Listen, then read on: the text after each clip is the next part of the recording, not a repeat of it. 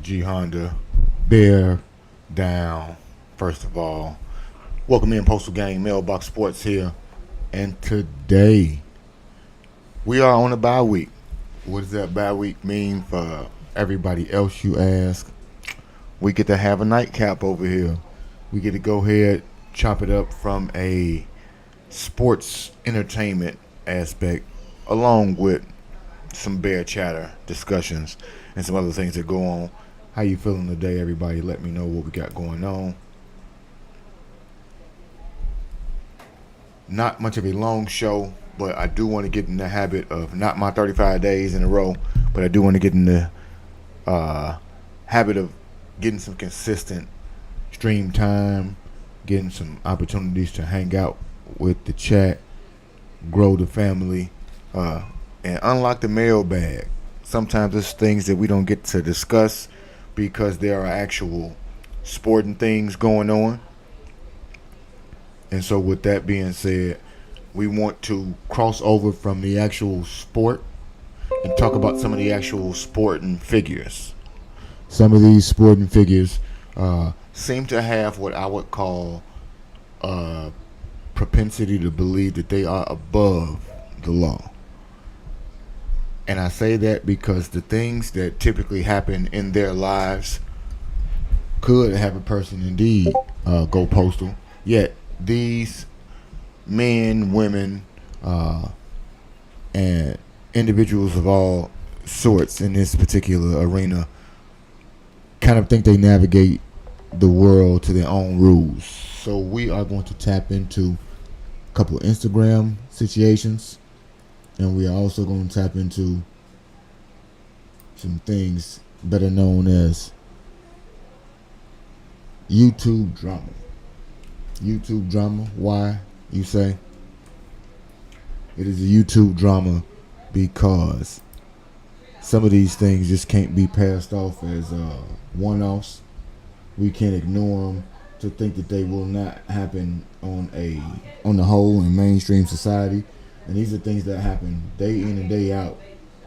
But for some odd reason, they don't get the reporting that other things would, G Honda. I would never get Karl Malone around. I had a small discussion on a side note last night with some of my frat brothers, and we talked about people, especially in the frat, that I consider to be D-head athletes and people that I wouldn't want to be around, i.e., I don't want to say bad people, but people that do things that are displeasing to my eye and to my palate for humanity. So when I've had negative encounters with a Emmitt Smith, when I've heard various stories about a Scottie Pippen, the mailman himself, Karl Malone, plenty of allegations to go along with his way, it showed me some prominent Sigmas got some bad reps. Nonetheless, Cousin Walker, we don't have any bear chatter just yet. We do have a little bit of football chatter. So if anybody can see in my box here, we have a guy by the name of Mark Sanchez. And let's pull up this picture for Mark Sanchez. Because it says Mark Sanchez in stable condition after being stabbed in Indianapolis. So that's what the caption reads for us.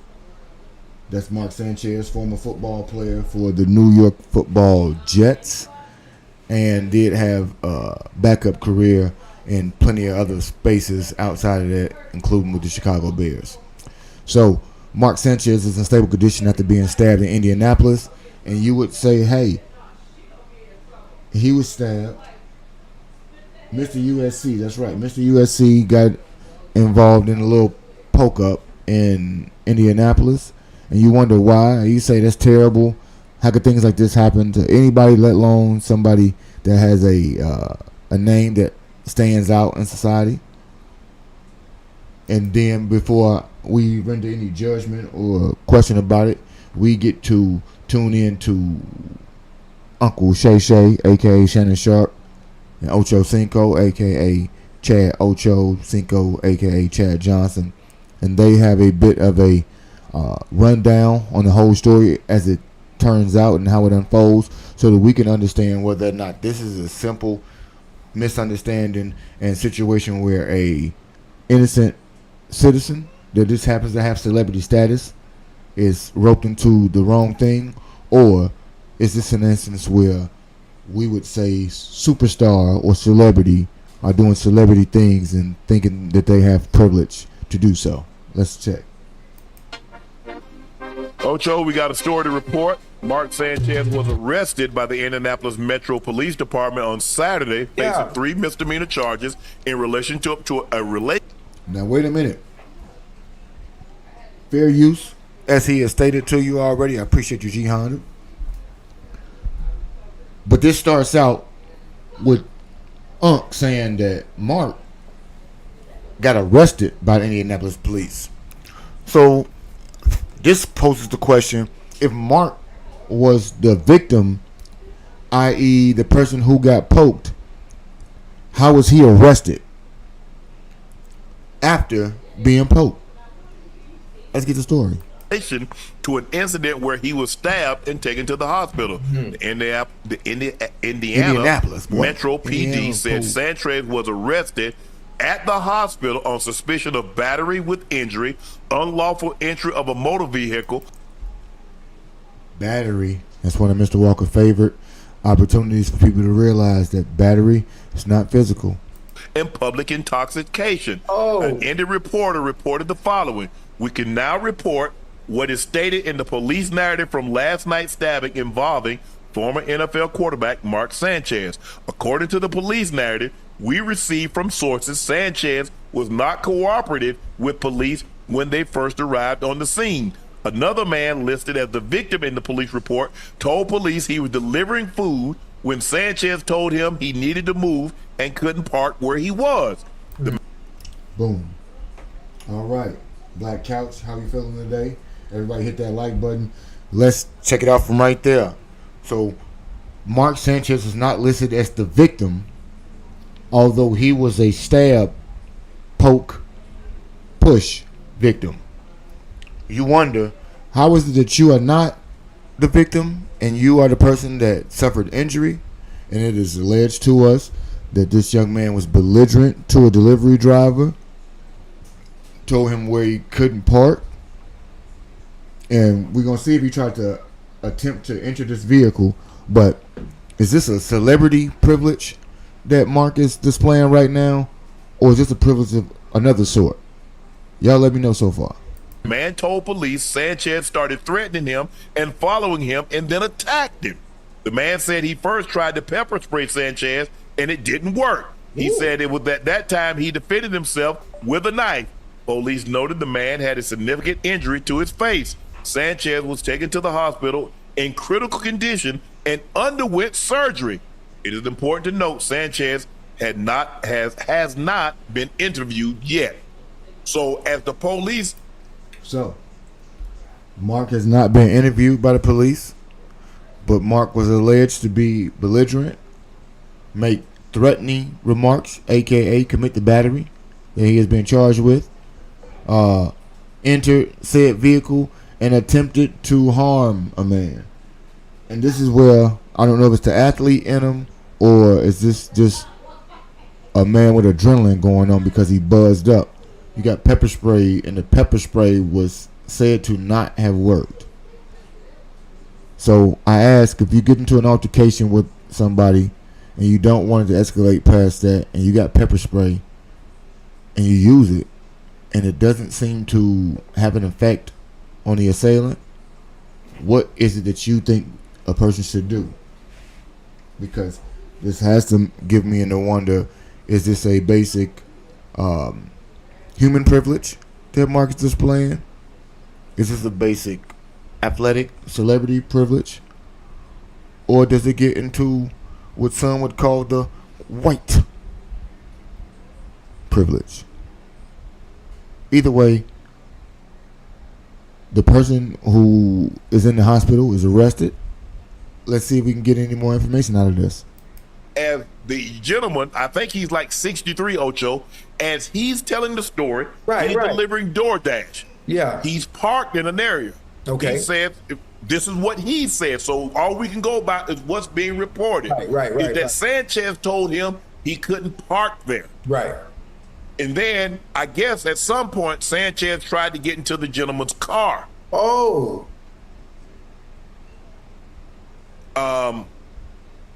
It happened around 12:30 a.m. So maybe, probably, there's a high probability or likelihood that alcohol was involved. I was just going to It's a very unfortunate situation. Yeah. That he could have lost his life. He's very fortunate. G Honda, you just spoke on it, and Uncle Shay agrees. This could have went well past pepper spray and a little pricking of sorts. This could have went into the ultimate realm of this guy actually shooting the pum, and those types of things in themselves would lend themselves to not being smart decisions. You threaten a man, you enter this vehicle, you attempted to harm him. This could have went all the way sideways. This guy could have had a concealed carry. He is out delivering food, i.e. at work, so he could have feared for his life and utilized that particular fear to be manifested into something exponentially greater. Yet, Mark is, let's say, how can we say, willing to risk this based on the inebriation, or is this based on the entitlement that he thinks he has to be able to tell any and everyone where and what they have license to do?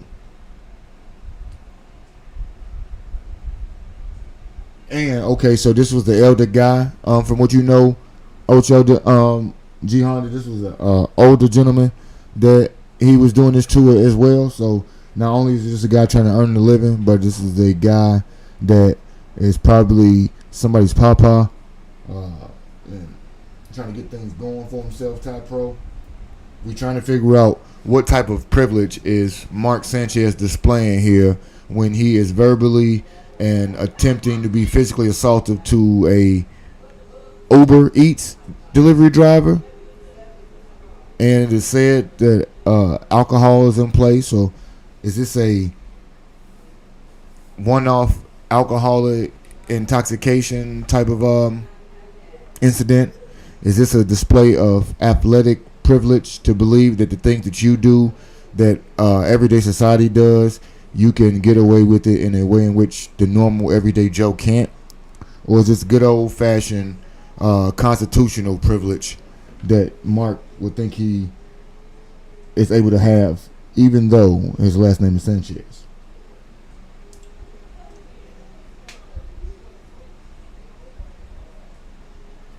Y'all let me know. While you let me know, hit that like button. We're going to see if we can get anything else out of there, because I'm curious to know what set of rules or privilege do you think Mark Sanchez is displaying here when he is exhibiting this behavior? He probably got stabbed, maybe in the chest, the abdomen. Did they say where he got stabbed? They didn't. They didn't report. But if he had to go through surgery, it had to be somewhere where it could the abdomen or the chest or something. Yeah. Yes.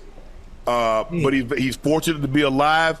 I hate this for him and his family. You know, and Fox reached out and said they're doing their due diligence, but Right. asked for privacy for him and his family. But it's a very, very, very, very sad for a situation. 63-year-old man trying to make an honest living. I mean, G-Hun, you hitting it all on the head. A 63-year-old man, and you are in your 40s now, Mark. You may be 40, I believe, close to it, if not. Still, although a quarterback, it's at just some point in your life. I know you were in a weight training and things like that, so you still have a physical prowess of some sort. And to be belligerent and threatening to a senior at that point, like, yeah, you did say F the rules, and I don't need you to say F the rules, because you can F around and find out. And this elder gentleman is obviously along the lines of the way in which I think. He is trying to diffuse the situation initially when he goes ahead and hits you with that spray. And after that, he has to keep elevating levels. And I think that this is a clear... First, this is a clear bad decision, or a quarter pound of stupid, as G. Honda alluded to, for an adult male to make. The privilege is raging strong and flowing through his veins. And I don't know what set of privileges, if not a bevy of them, were the rationale behind him actually attempting to do this. But we will stay tuned to find out exactly what charges stick in this particular case. Let's find out. He's 38 years old, so Mr. Walker would tell you that's 40. You out here knowing what's at stake for you in terms of being a menace to somebody 25 years your senior. So we will find out exactly how, one, we can take a course corrective action as an adult man and figure out how to verbalize the things that you want, even in the midst of having a few alcoholic beverages. I understand we might be a bit more animated, for lack of a better term, at that point, but we got to have a better course correction and better discernment to at least assess how the person responded to your first request, in terms of the tones and things like that before we escalate. Nonetheless, it says that you made a choice as a man that elicits a reward or a consequence.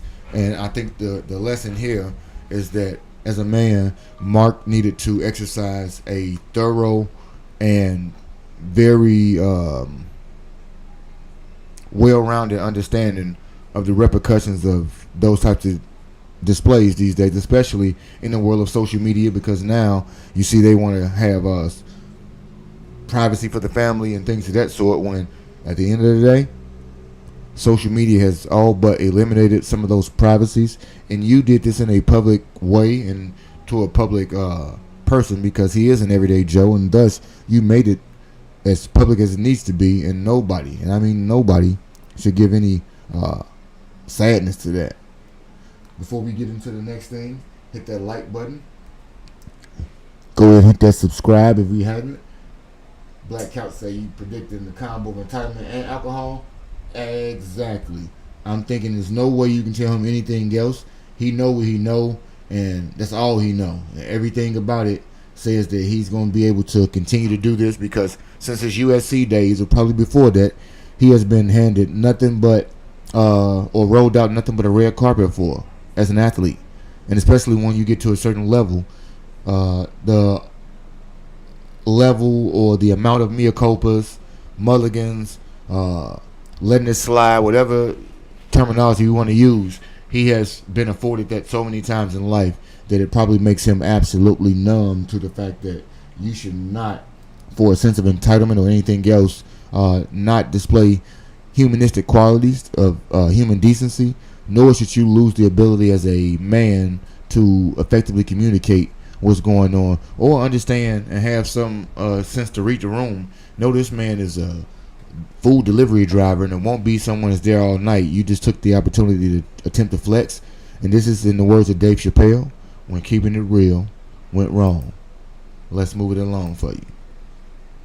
Now, I do want to read this article for you about him because it does give you the severity about it because they spoke about this Ty Pro. So it says, former New York Jets and current Fox Sports analyst Mark Sanchez was arrested at the hospital and charged with battery, with injury, unlawful entry of a vehicle, and public intoxication.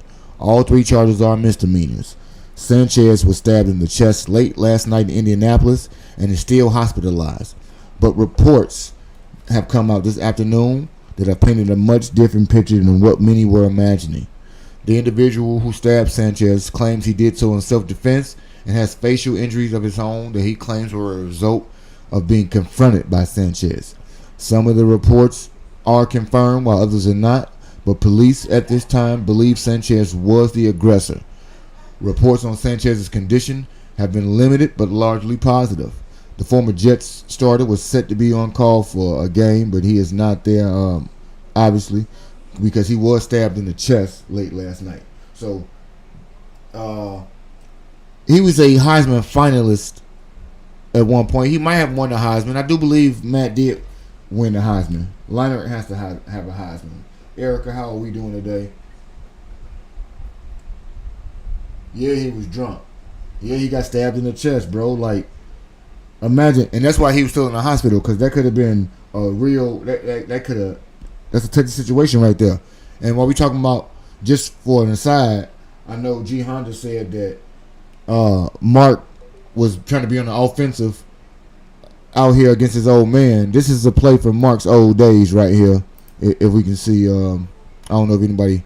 Let me see if I can move this over. Maybe I'm gonna give y'all a little bit of this. Don't worry about it. Just a little peek behind the scenes of Mark's playing career. If we can see, Mark is the man running face first into his wide receivers or his lineman's ass. Face first, pop. Just that very way. It won't be understood. That's called a butt fumble for Mark Sanchez. But thought we'd give you a little bit of that right there. Now we move into the coup de grace. Couple picks for you here. Obviously, I don't think we have any back in the day in Cali, University of Spoiled Children. Were you around California at that time, Black Couch? Because I was in Montgomery, Alabama around the Matt Leinart, the Reggie Bush days. I watched Vince Young destroy them in the national championship game. Shout out to the Longhorns then and Mac Brown. And I watched that as a seasonal manager at Michael's Arts and Crafts. Shout out to Montgomery, Alabama. Nonetheless, we get into what is going on here, and we try to find out exactly why Brittany Renner can't stay out the damn news. And typically, we would come at this situation, or at least the majority of the people that I know would look at this situation, and it will be totally focused in on from a Brittany Renner standpoint. And so let's get to the backstory. First, last week, and this is 3 days ago, this was posted from World Star Hip Hop. It says Brittany Renner is seeking $35,000 per month from PJ Washington. Now, this is on the heels of PJ being ordered. 4 days ago, this was posted. PJ was ordered to pay $5,500 a month in child support after a recent altercation with the harlot known as Brittany Renner, after he signed a $90 million contract with the Mavs. Has nothing to do with her, not with her. He got a whole wife and everything else, but nonetheless, got kids. We got a kid with her. $5,500 a month. So let's just say you're giving her a nice little grip right there. At what? We know the base of that is 60 racks. I can't do the math on the other, but about 85,000 or so maybe. Who knows? He's making a lot of money. She's making a whole bunch of money for the year. I don't give me to try to do bad math, but it's out there, and he getting it, and she getting it. Now, moving forward, she wants. Don't look at them cheeks, y'all. We over here. We trying to focus in on the real stuff, cause that was insane, but this is insane.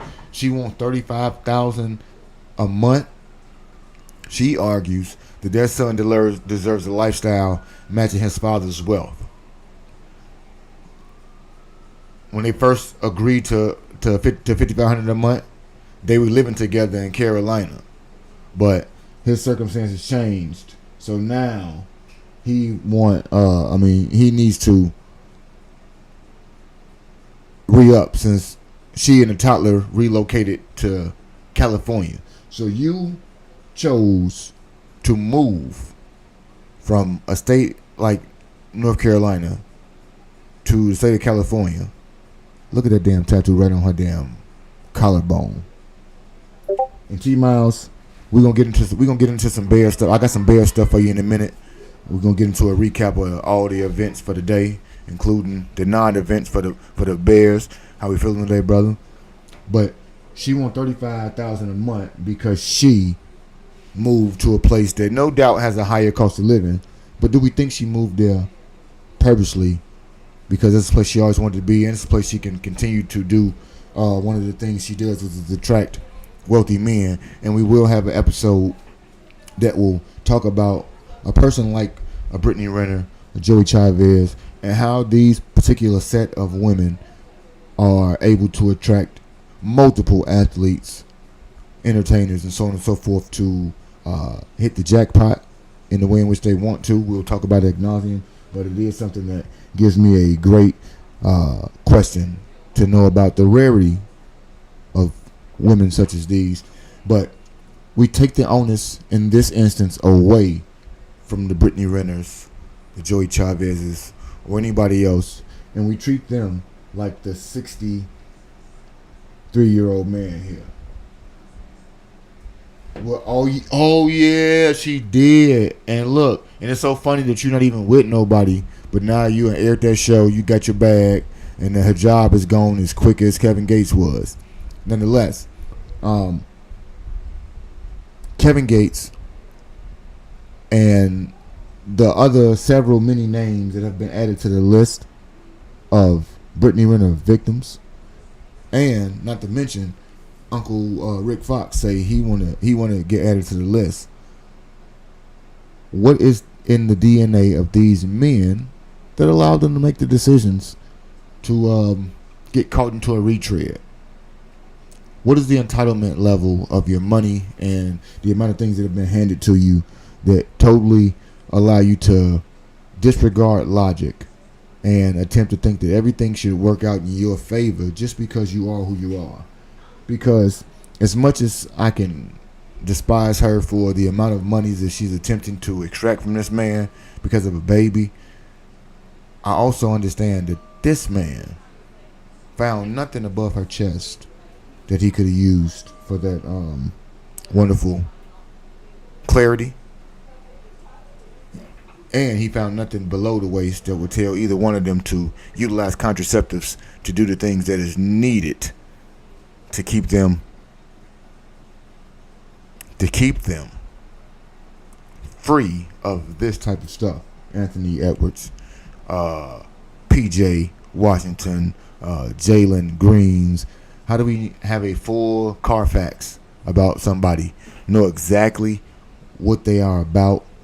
Sometimes when we have these women come to your schools and tell you that they ain't shit, and yet and still we find a way to supersede that with, it ain't gonna happen to me because I'm me. So I can yell at you and be belligerent and try to attack you in your car, and since I ain't an average Joe, it can happen to not only you but anybody I choose to. Or I can choose to go ahead, select from all of the temptation and eye candy that I want from any sectation known to the world, but I should be absolved of the consequences that might say I gotta pay this chick $35,000 a month. In 2 months, she will usurp what about 80% of the American male population makes, or the American population in general, by making 70 racks. So the fact that you lack discernment, the fact that de-discipline, because you have far much more to lose than the average guy, you think that it affords you, like Cam Newton spoke of in an interview last week. He think that because the temptation is magnified and the opportunities are magnified, it gives you a longer leash to not be called upon the carpet for your retribution. And my retort to that is, ain't no way, dog. It's a miscalculation. It's a misunderstanding. It's a misconception. I need you to understand that results come along with your responsibilities. And when responsibilities and results don't intertwine or commingle, you got the responsibility of making up for the negative results or basking in the glory of the positive result. Nonetheless, as much as those women may be in fault, or as much as I could be the customer to remove myself, the Uber Eats guy to remove myself and miss out on the fare, I am doing things day in and day out that would contribute to my well-being. I think that it is the charge of a man to figure out what things will be best laid out for him and the legacy of him, whether that be in the form of family or his future deed or purpose on this earth. If it is not to be finessed and finagled out of all of your hard-earned monies due to your God-given talents, or if it is not for you to be poked to within probably an inch of your life, because an inch higher you can hit an artery or a major organ, and that chest wound is not exactly what could really happen. So it has to understand, or it has to be understood, that the way in which you deliver your message is going to be imperative to everybody. And that message does not want to be perceived as entitled, arrogant, or petulant, even to some degree, with these guys who have some gravity, some gravitas, a little bit of leverage when it comes to the way in which they move about the world. So I just implore those guys to go ahead and do things in a way that would not subject them to having these faulty packages, not being able to reproduce with anybody who may have them wish they can return everything they did to sender, but when they cannot do so, it is all you, because child support should be for absent fathers, not failed relationships. Nonetheless, because you lack the discernment to mess with someone or be involved in a way that someone would not even look to bend you over the barrel that way, then you have to look at the level of understanding or fault that you have in it. And I say that in a real life example.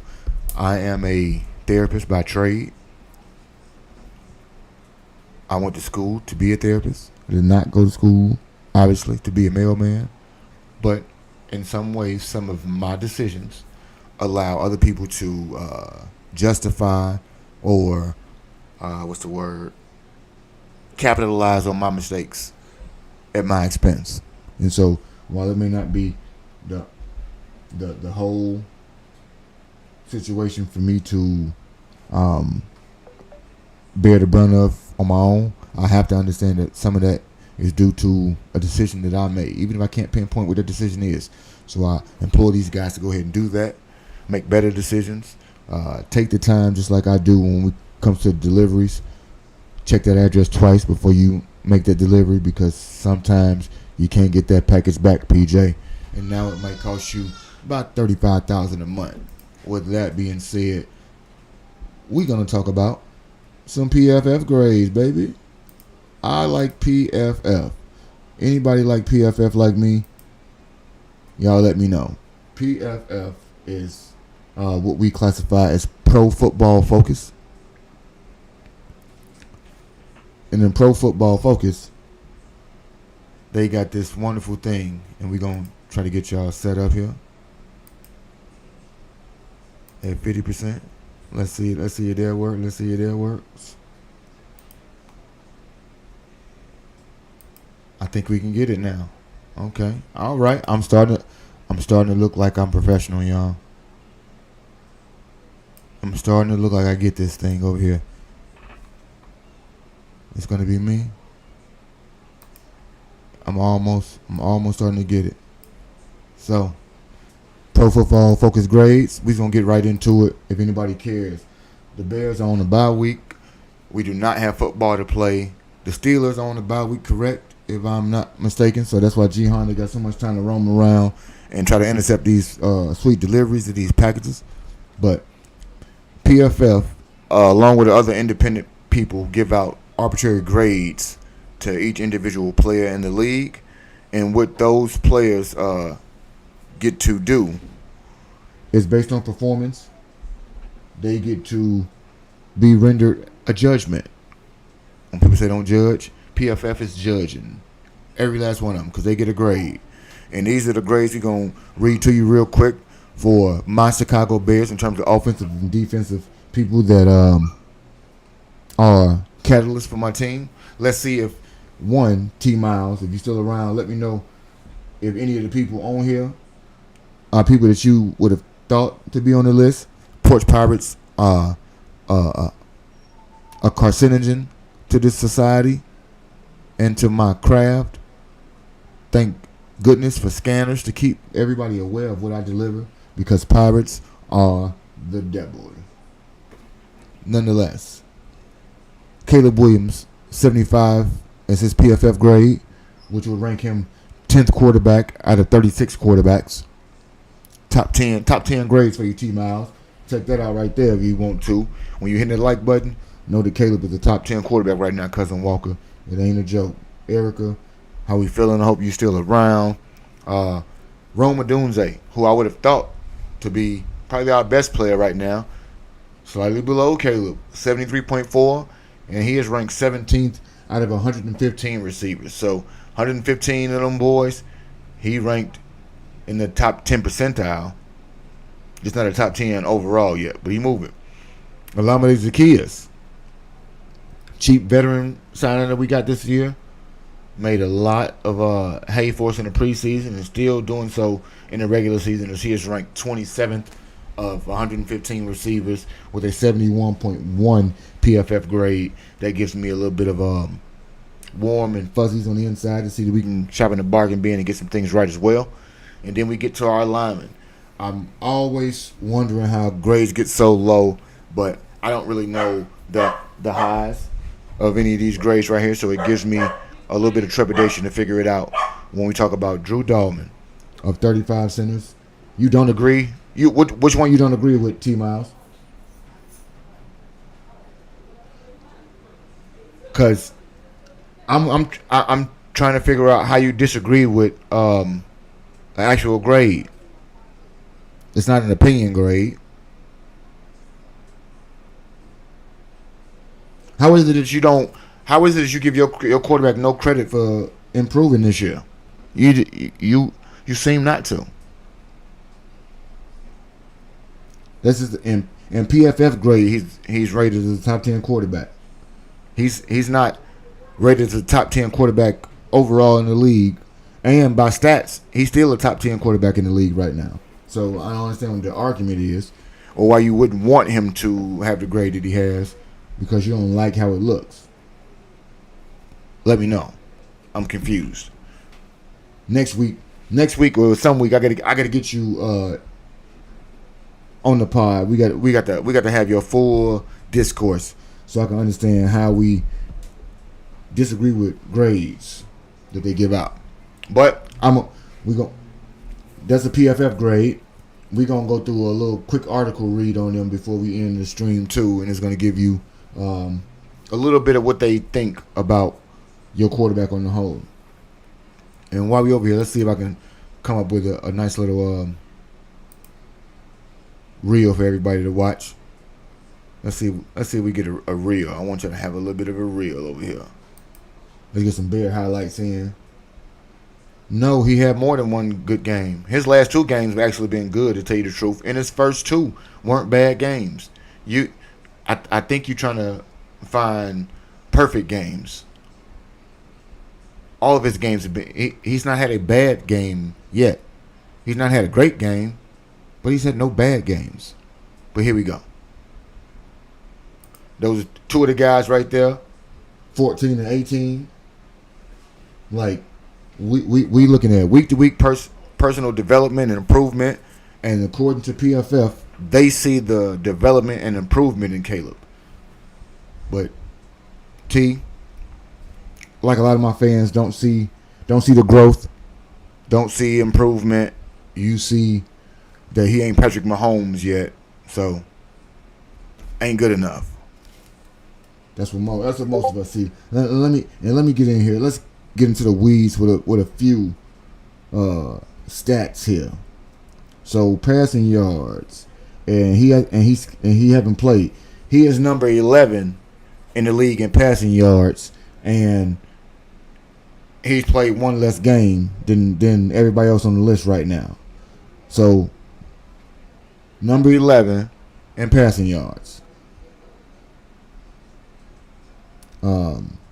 Passing touchdowns. He is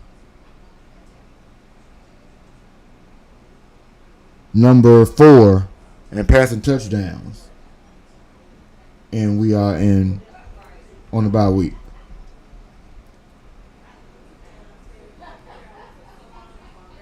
Interceptions. He is not in the top 17. So he's not in the top 20. He's below the top 20 in picks, where you want to be.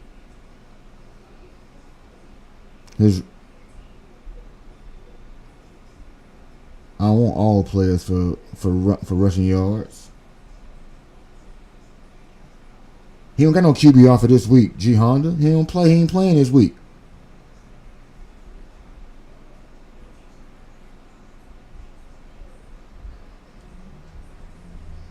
Let me see. Let's go to the audit. NFL QBR rankings. We're going to go to ESPN.com for these right here. His QBR ranking right now is 14th in the league right now. QBR at 63.5. I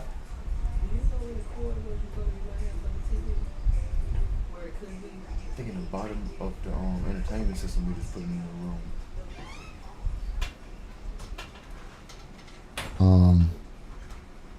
And so let me see. He is behind Daniel Jones, Josh Allen, Dak Prescott, Pat Mahomes, Lamar Jackson, Jared Goff, Matt Stafford, Sam Darnold, Mac Jones. Out last week. Let's see. Weekly. We'll go weekly.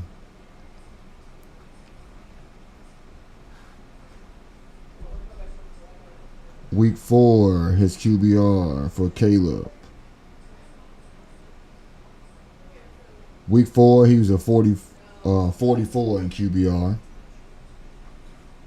He was in the low 20s. Week 3, he was 88.4 for number 2. Week 2, he was 19th in the league. Week 1, he was 13th in the league. So like I said, he's been pretty average. No great games. Only one Great game when he was ranked number 2. No games where he ranked under 25 in QBR. Steady as he goes to increase upon his goal of being a better quarterback. But let's read, because before I do, I'll get into some Darnell Wright grade. He's 26 to 70 in terms of his PFF grade.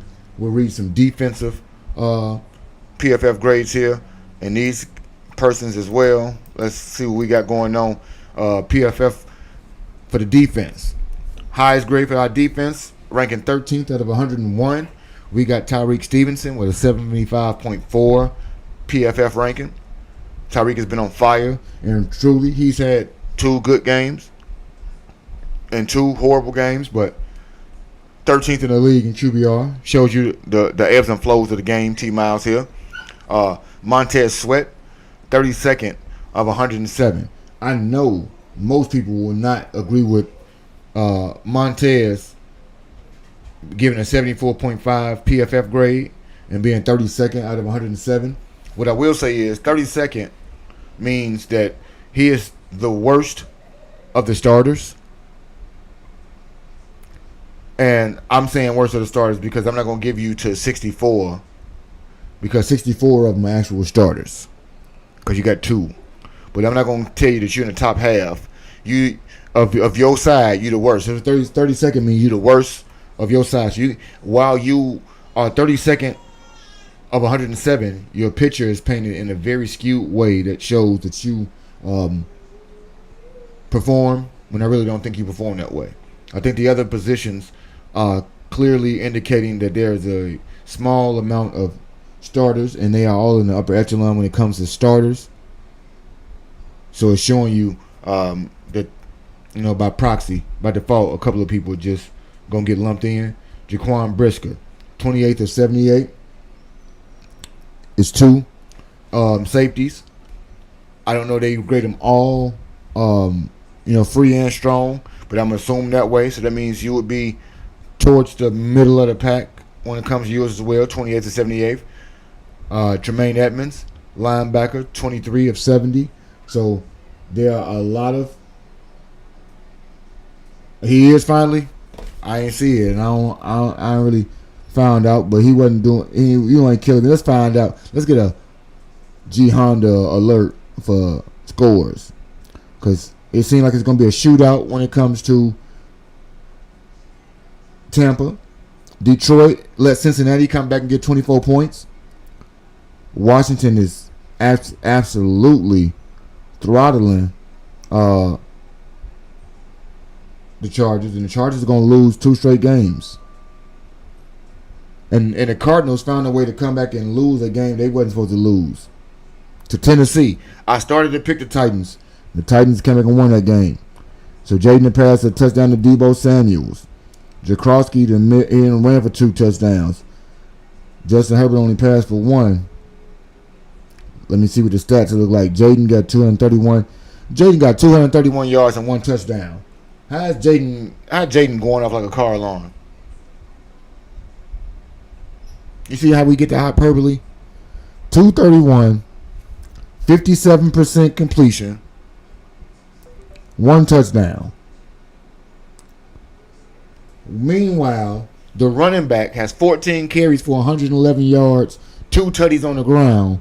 He is going off like a car alarm. Not Jaden Daniels.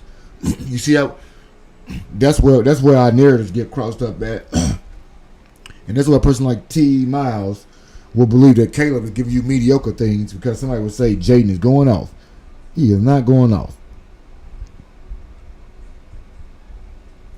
Omarion Hampton, you let me down this week. Quentin Johnson, you let me down. 9 yards. Absolutely insane. 9 yards. Trey Lance in the game right now. Like, you are horrible. The Titans came back and won that. DeMarcado on my fantasy team cost me 9 points. Or 8. A 6-yard touchdown That does not count because he dropped the ball before crossing the goal line on a would-be touchdown. You lost the game, so T Miles, tell me all the quarterbacks that's going off right now. Tell me the ones that's not mediocre. By your metrics, I'm lost right now. I just read you all the metrics the way your quarterback ranks in the league, which is far from mediocre to start, and you still come back to me with your retort that he mediocre, bro. Explain. You can't explain it, so don't try to explain it to me. It's unexplainable. So he is looking good. That's true, G Honda. You say he going off like a car alarm. He less than 60% completion, barely scratching above 200 yards passing and a touchdown. He looking good in a return from injury. That's not going off. Your quarterback is one of the best QBs by numbers. How do you judge a quarterback then? Let me know. Is it not the stats that have all them going? You don't have a 0-14 where he out there getting stats in garbage time. So don't give me no he padding his stats. Tell me what you need to do to be upper echelon quarterback. Because right now, people will try to argue with you about Daniel Jones being not mediocre right now. But you will tell me Daniel Jones is mediocre because of something you saw in the past versus what he's doing right now. Would you agree or disagree, T Miles? Would you tell me how good Daniel Jones isn't because of his New York years, or are you gonna tell me about this year and what are you doing? I don't know. I think you would tell me about the old guy.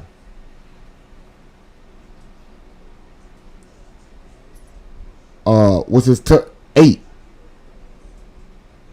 So once again, let's go to this for you. There are 3 quarterbacks in the league who have more than 8 touchdowns.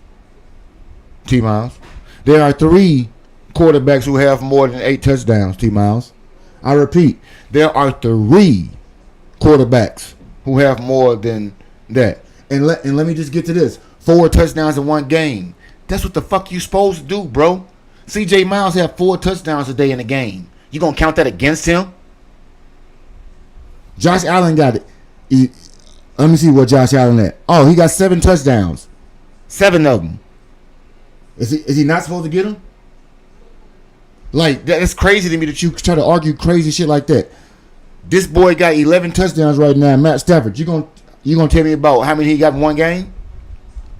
They all played more games than Caleb. You got 3 guys that threw more touchdowns than him, and they all played more games than him. What's your retort now? How many he threw in a game? Did he throw 8 in one game? No, you have to get to that level. Who throws 4 every game? Tell me. Go. Who throws 4 every game? Because by your metric, somebody should have 16 touchdowns right now. Correction. They should have 20 because they played 5 games. Nobody got 12. So you off, bro. Stop. You reaching. The man threw 2 touchdowns in 2 games. He threw a touchdown in every game. Let's go through the day and find out how many people got 17 touchdowns today. Jared Goff got 3 touchdowns today. Today. Not every game. Today he got it. Jake Browning got 3 touchdowns today. So I'm gonna go. Let me go through Jared Goff and see how many touchdowns Jared Goff got, because Jared should have a whole bunch according to you. Let me see. Yeah, 5. So Jared got 12 touchdowns now. He should have 20 according to you, because he only got 2. He got 2 games where he threw more than 2 touchdowns. Let's go to Joshy Poo.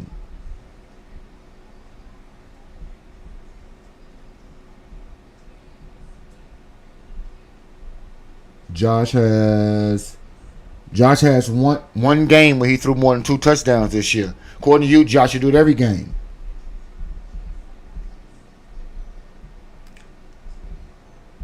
I'm going to all the guys who out here call themselves leaders in the league. Let's see how many Patrick got. The standard. Let's see how many the gold standard.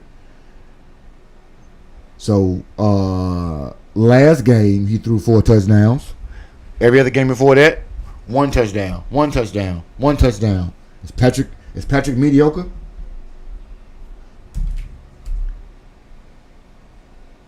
Yes, good, not great. What's bad to you? Let's go through that. Like, I want to know what you got bad. Where's the bad games? Because you looking for greatness. I didn't say he threw 4. Let's go to Caleb. Matter of fact, because I like I said, your metric for your metric for stats is like mind numbing to me. I don't really get it. So he got a 60% completion percentage in every game except the first one. The last one. He's a half a tick under. He's thrown for 200 yards in every game. He's thrown for at least 1 touchdown in every game. And he only got 2 picks this year. So you 8-2. So 4-1. You got QB ratings of 86, 91, 142, and 73. So where's the bad one? Tell me the bad game. Is what I'm asking you. Because you trying to find no. The eye test tells you that he's improved in every game, but your eyes are deceiving you. True or false? You wouldn't believe that? So your eyes terribly deceive. Do you wear glasses? Let me look at this picture. Maybe you wear glasses, T Miles, instead of just shades. You wear glasses too? Cause I read you everybody, and his eye and the eye test tells you that he's improved in every game. So tell me the bad game. Go. I'll wait.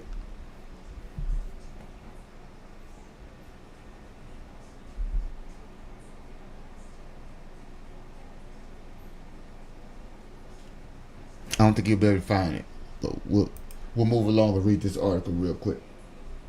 He went from 4 touchdowns to 1-1. Did I not just read to you people who threw 4 touchdowns and did nothing the week before that? Like, you serious? It seriously don't work for you, huh? The lights don't come on all the way, T. I know they do for you, man. I know they do.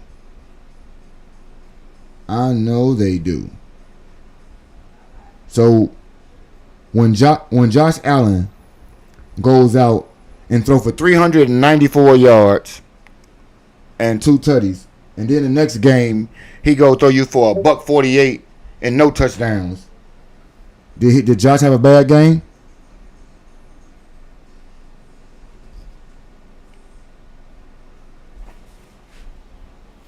He got worse last game. That's what your eyes fool you. You talking about stats to reflect him getting better. Did you not see your fourth quarter? Did you not see somebody 6-for-6 those fucking nails that took your squad down the field, balls to the wall with no flaws, no second downs in that drive? You ain't see that? Tell me what week he did that in. Besides last week. Go. Tell me what week when we needed your quarterback to go out there and play flawless. Tell me what fourth quarter drive he went out there and looked like a goddamn all-pro. Except for last game. Go.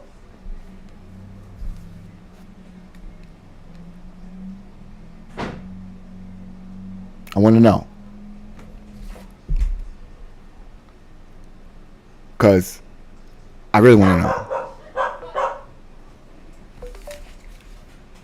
Because obviously you think that touchdown and interception is going to tell you how good the game was. That last touchdown, I venture to tell you, was better than all of the 4 touchdowns he threw. And he didn't throw the touchdown to DeAndre Swift. You drove that team methodically down the field, dicing their ass up, and handed it off to the motherfucker to run straight on in. If that ain't progress, commanding your offense, understanding time, space, and awareness, understanding the severity of or the criticalness of every play at the end. If those ain't things that show you in game, that ain't numbers, that don't show you how when balls to the wall, you went out there and executed like a pro, like a pro's pro, not just somebody who mediocrely got the ball down there with a lucky fluke. I don't understand what you see, but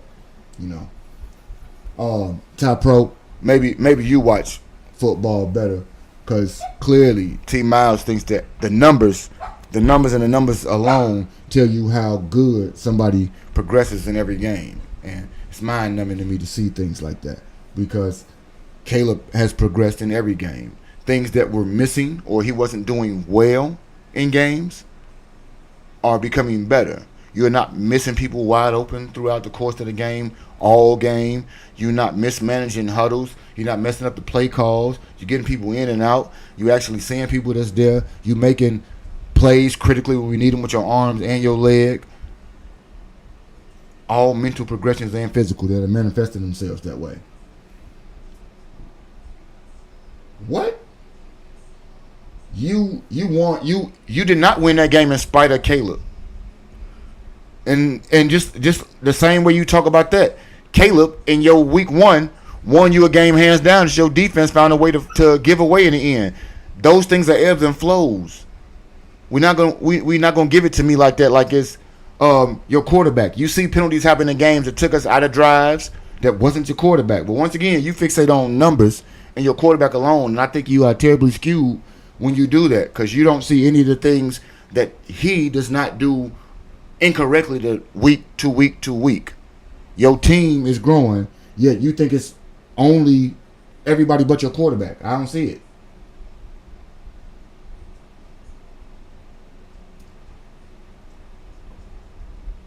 And last year you had no numbers to deceive you.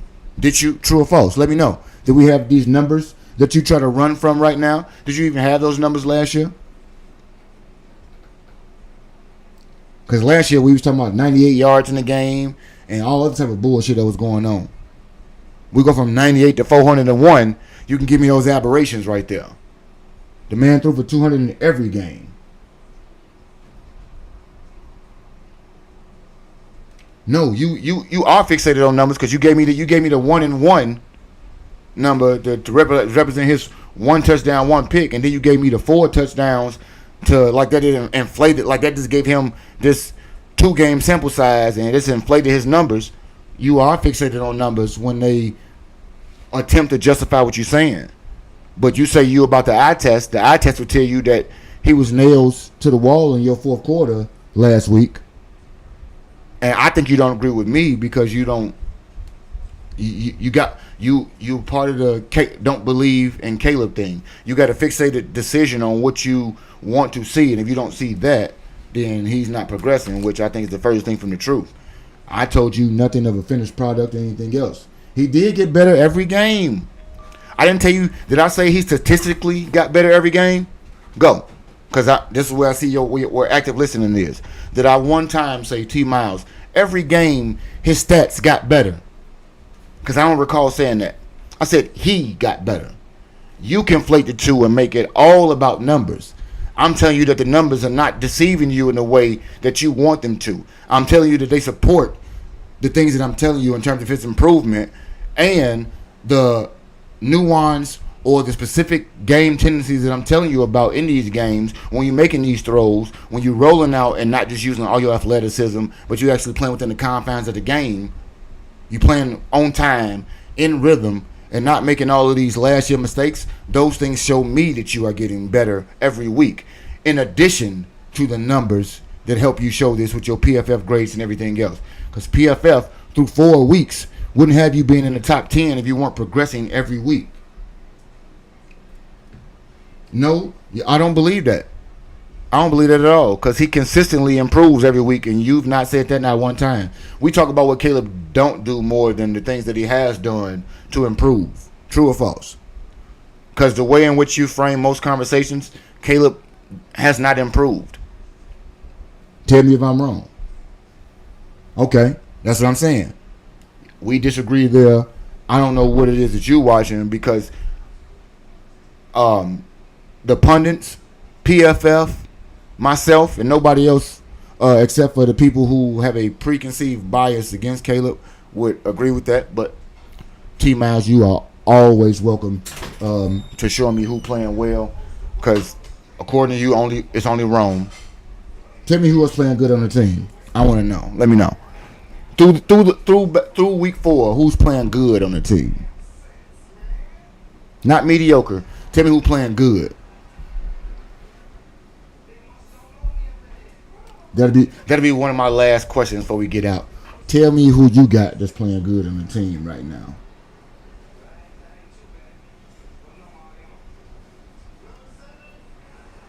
We're gonna go through your good eyes.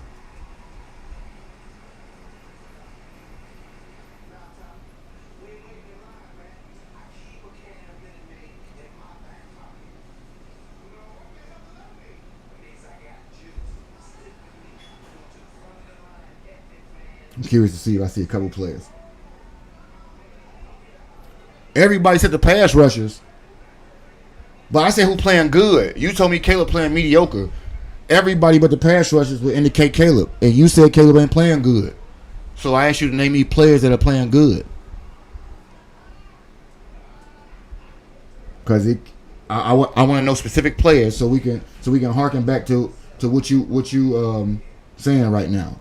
Because I know one name that shouldn't be said based on your metric, and I think he's playing.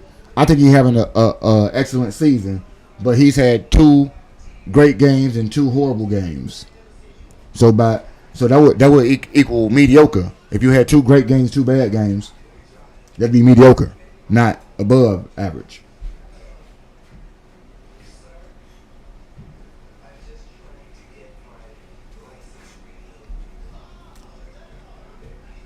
Because a guy named Tariq Stevenson, through the first 2 games of the year, had a 158 passer rating against him. No, Caleb played above. Caleb played great in one game. That was the Dallas game. I think the offense played great in that game. Other than that, they all just played. Well, you know what? I think we mixing words. Good is mediocre to me. Let's just go there. Good is not great, so that's mediocre. That's average. You played your role. So I think in this instance we may have been having a whole discussion about nothing. Good is mediocre when it comes to sports to me because it's good or great. I can tell when you're playing bad. So to me, good is nothing more than mediocre. That means you're doing your job the way you're supposed to, and you're getting better every week. So that's I would say Caleb has had 4 good games. So yeah, I think we was playing semantics right there. I don't think good is this exceptional balls to the wall. Having a good game in me is average. Average is mediocre. So my apologies. We've been going around the mulberry bush until I asked that way. You are right. We agree. Everybody is playing mediocre except for your front line. You're right.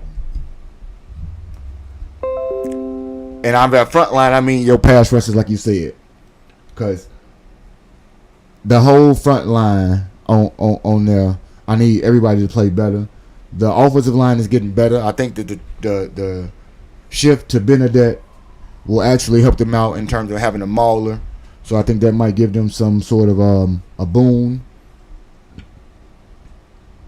Man, Tom Brady don't know. If Les was better, he wouldn't get so much alleged plastic surgery. But I won't get into that. Benedette will be left tackle coming up. We will get to see if Darnell Wright, which I believe will be back, so we get to see if Ozzie will realize his potential as a swing tackle now.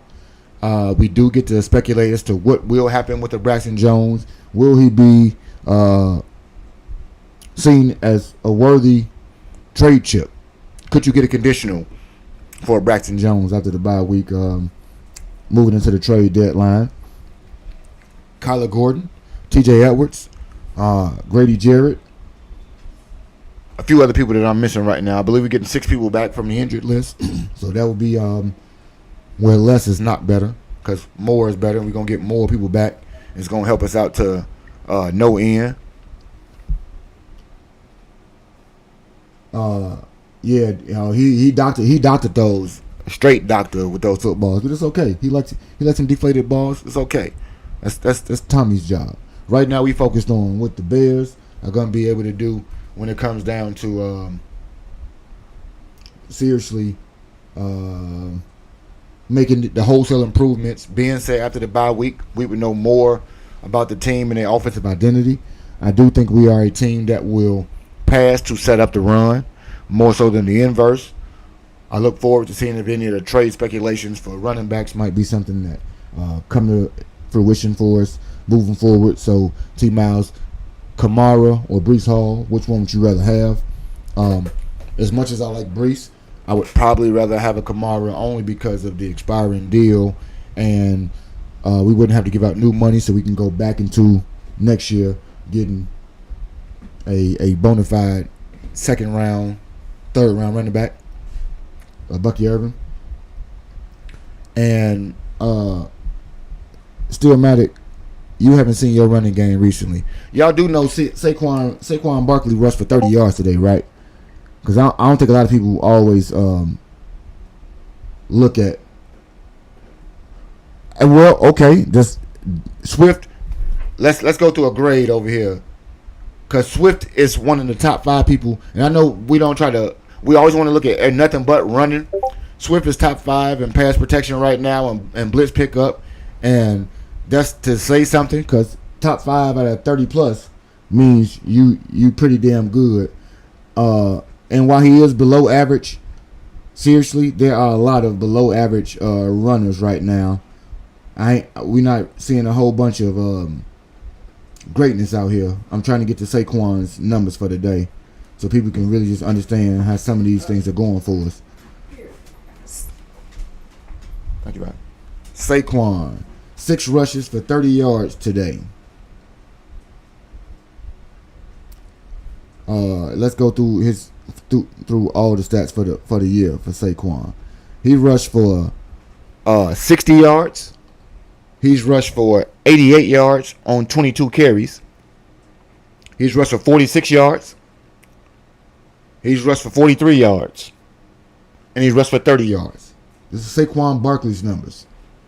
Saquon Barkley has rushed for 60 yards, 88 yards, 46, 43, and 30. I don't know if we're hearing that, but that's real life out here. A 3.1 average yards per carry right now. 3.1 is where he at with 3 touchdowns.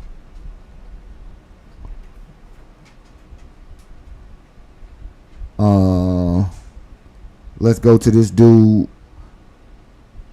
It's a guy. His name Derrick Henry. I just want y'all to know. Let me go to Derrick this year. Derrick has 284 yards. They say he averaged 71 a game right now. Now his average is better, 5.8. 3 touchdowns. And so with Derrick has had a 169-yard game week 1. And that's it. That's one of them games. We talking about Caleb's 4 touchdowns. That's Derrick Henry. 169. The next week, 23 yards. The next week, 50 yards. Next week, 42 yards. Next week, 33 yards today. So he's had a 23-yard game, a 50-yard game, a 42-yard game, and a 33-yard game. You see? But, you know, we are crushing my boy, and he ain't doing good. But let me look at somebody who I think is good this year. I'm gonna go to a good one. Maybe Bucky will show me the good stuff.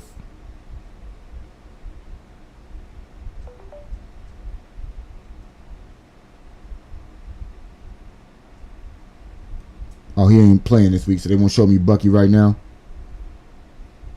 Let me go to DeAndre.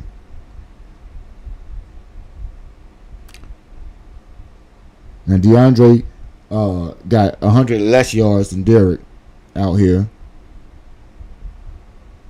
And he had 53 yards, 63 yards, 33 yards, and 38.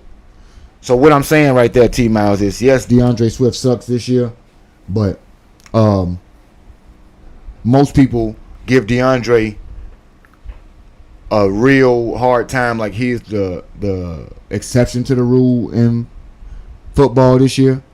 But right now, and according to this most recent article that I'm reading on MSN, DeAndre is the number 1 ranked pass blocker amongst backs in the NFL. And that's part of the central reason that the passing game has looked better. So I do want him to be better. He's 24th in yards per carry. That ain't going to work.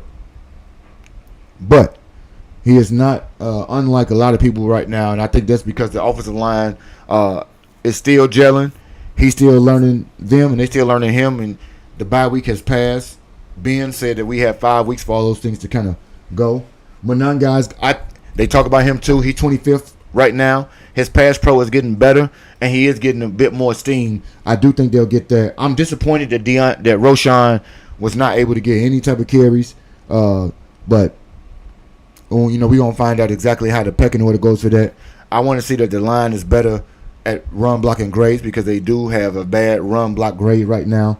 They could be a confluence of everything, but the way Yurko says it is 10 people blocking, or 9 people that's responsible for a run play besides the running back.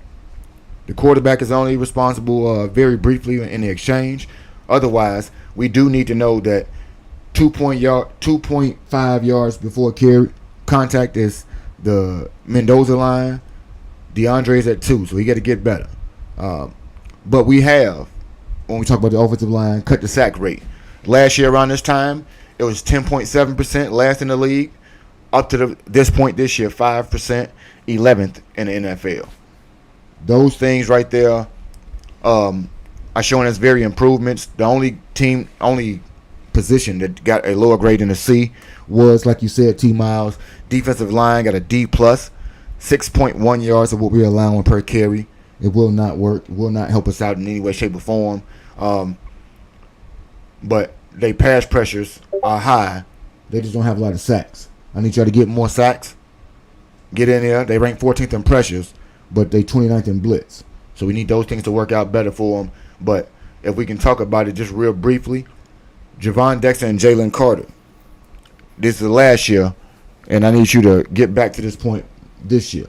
Last year we had 30 tackles and 33, 2 forced fumbles to none, 6 sacks, 5 sacks, 39 pressures and 53 pressures. And they asked which one was Javon Dexter, which one was Jalen Carter. The one with the pressures and the tackles, the pressures and the forced fumble, that was Javon. But this year you're not reflecting that.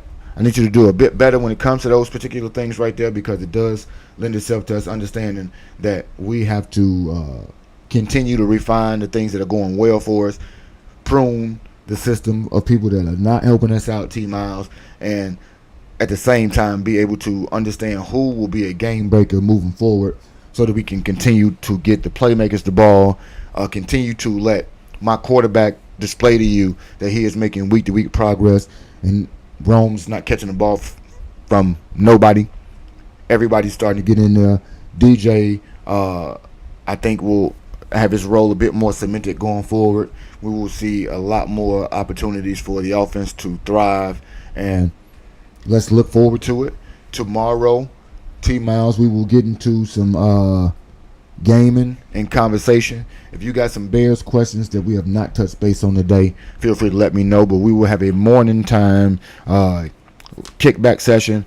I'm on my 2K grind right now.